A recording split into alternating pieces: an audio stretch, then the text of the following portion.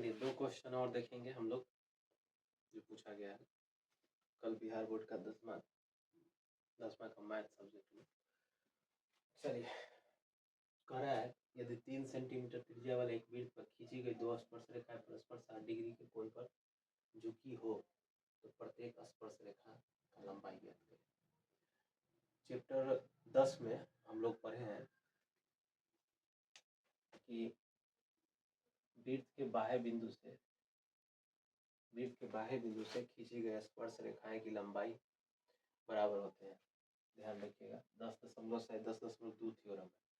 तो वही बोल रहा है कि 3 सेंटीमीटर त्रिज्या वाले एक वृत्त पर खींची गई 2 स्पर्श रेखाएं परस्पर 60 डिग्री पर कोण पर झुका हुआ। ये जो स्पर्श रेखा है 60 डिग्री कोण पर झुका हुआ तथा प्रत्येक स्पर्श रेखा की लंबाई अगर मान लेते हैं, यहाँ पे पॉइंट देते हैं और ये हो गया O, यहाँ पे देते हैं O और ये होगा A और ये होगा B और यहाँ पे दे देते हैं C। तो अब समझिएगा हमको जो है यहाँ पे निकालना है AC या BC का लेंथ। क्यों AC या BC दोनों बराबर होंगे? क्योंकि अभी मैंने बताया 10 अकॉर्डिंग टू 10.2 थ्योरम कि वृत्त के जो होगा बाहर कोई बिंदु रहता है, उस पर अगर वृत्त पर 2 स्पर्श वृत्त के बाह्य बिंदु से अगर कोई स्पर्श रेखा खींचते हैं तो स्पर्श रेखा की लंबाई क्या होती है? बराबर सेम पॉइंट। अब जो है समझेंगे कि ये AC या BC का लेंथ निकाला जाए कैसे। और एक और चीज दे दिया है, रेडियस दे दिया 3 सेंटीमीटर, ये 3 होगा तो ये भी 3 होगा। और एक चीज और याद रखिएगा 10.1 थ्योरम है कि वृत्त पर कोई अगर स्पर्श रेखा खींचा जाता है तो त्रिज्या जहाँ मिलती है जिस स्पर्श बिंदु पे, वहां पे 90 डिग्री का कोण बनता है।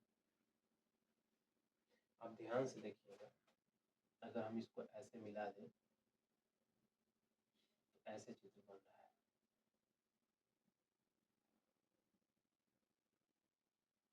जहाँ पे ये 90 डिग्री है, ये है A और ये है C और ये है O।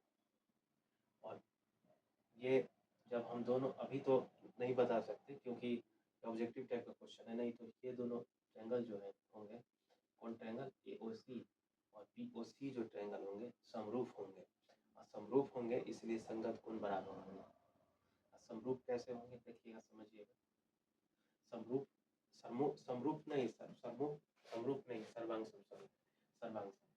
सर्वांगसम होंगे। कैसे देखिए, सर्वांगसम होने के लिए हमको कितने कंडीशन हम लोग जानते हैं। एस तीनों साइड बराबर होना चाहिए, या 2 साइड एक एंगल बराबर होना चाहिए, या 2 एंगल एक साइड बराबर होना चाहिए, या RHS। ये 4 प्रॉपर्टी होता है सर्वांगसम करने के लिए, कॉन्ग्रुएंस करने के लिए।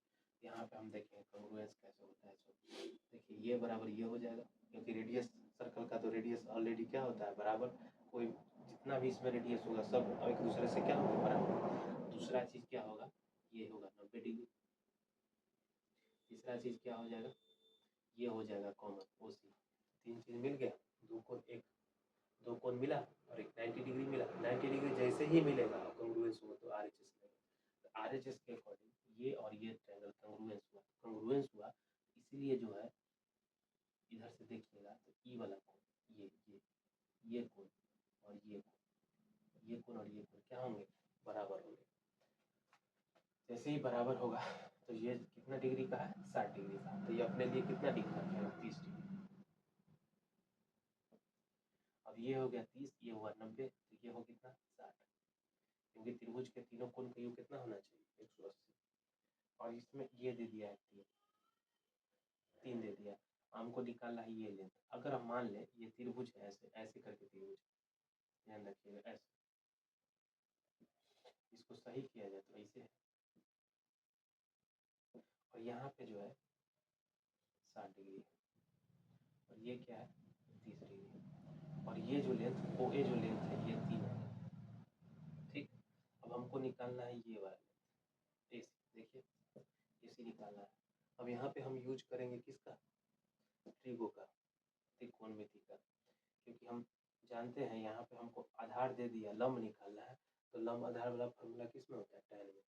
तो हम लिखेंगे यहाँ पे tan 30 बराबर क्या AC बटा OA। और tan 30 का वैल्यू कितना 1/√3 और AC का वैल्यू निकालना है। AC की जगह पर AC, OA की जगह पर क्या होगा ए सी बराबर क्या हो जाएगा 3/√3 हो जाएगा, तिरछा गुना हो जाएगा। और तो ऑप्शन के अनुसार चलेंगे, कौन सा ऑप्शन होगा देखा जाए। ऑप्शन 4 सेंटीमीटर 3√3 सेंटीमीटर 3√3/2 निकालना क्या है स्पर्श रेखा की लंबाई 1 मिनट 30 60 तो 60 होगा। ओ सॉरी ये कोण पकड़े है ना तो tan 60 होगा ना।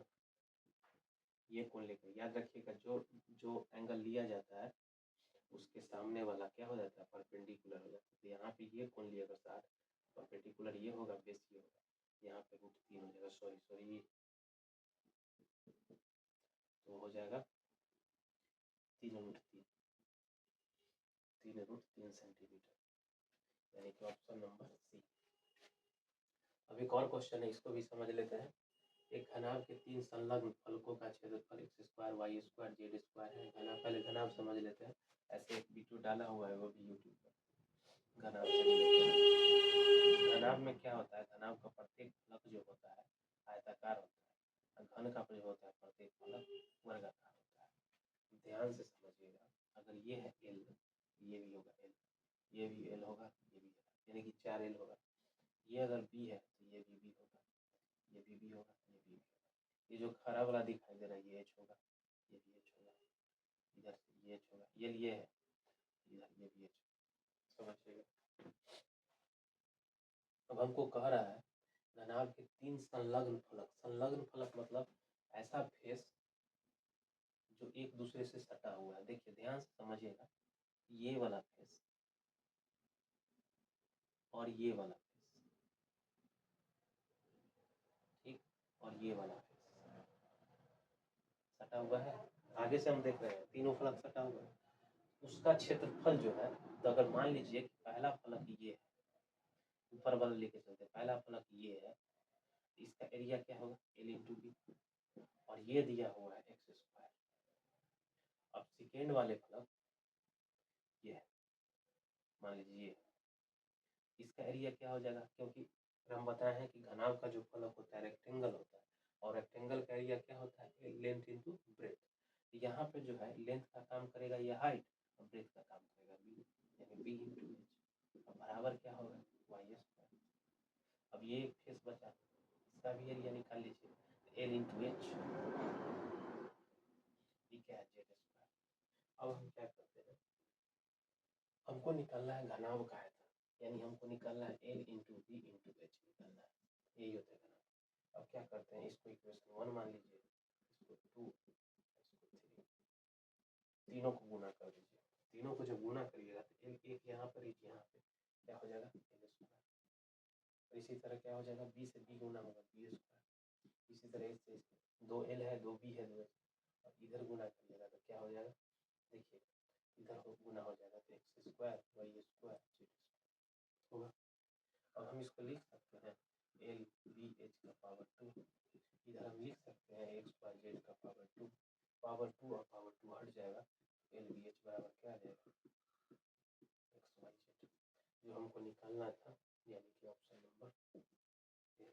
चलिए ये सब क्वेश्चन अच्छा क्वेश्चन है। चलिए थैंक यू।